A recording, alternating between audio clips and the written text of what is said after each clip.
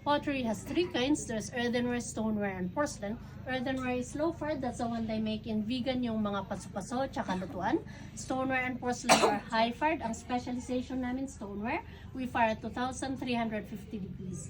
Around Sagada, we get the clay, we test it at that temperature. Pag okay siya, we get it in bulk, soak it in water, sasalain siya until it goes through 40 mesh. Pag lumabas po doon, it's very watery. We have to drip dry for 3 to 4 months. We age it for at least 3 weeks. Ganito ang itsura niya. Hindi pupulutin doon at pwede na dito. Kailangan i-test at i-proseso kasi hindi lahat ng lupa ay clay. Hindi lahat ng clay ay pwede. I'll show you the making of the pot that will be paid by your organizer. Pero kung may mag-try, 100 per head.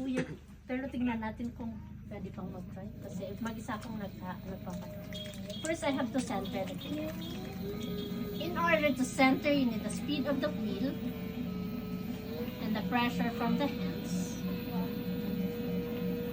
Once it's centered, everything starts with a cylinder. To make a cylinder, I have to pull the clay from the bottom to the top gradually off.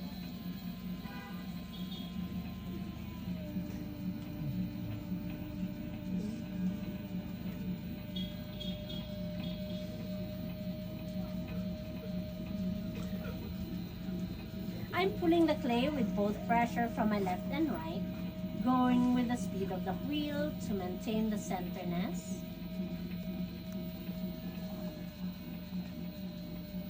My hand should be the one controlling the clay, not the clay controlling my hands for it not to collapse.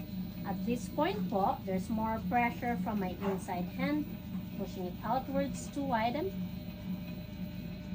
Here in the middle, pressure from my right, pushing it inwards to narrow down.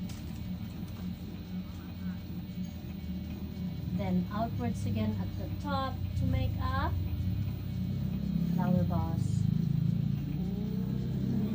It can be narrowed down in here to enhance the shape if needed. It makes it a little bit sexier.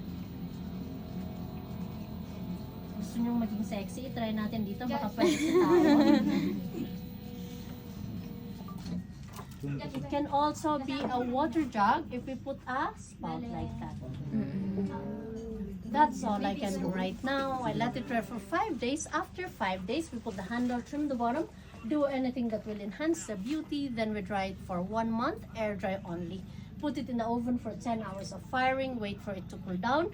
Ilabas po namin, apply na siya ng glaze. Ang glaze yung nagbibigay kulay at nagpapakintab, pero hindi lalabas upon application like paint.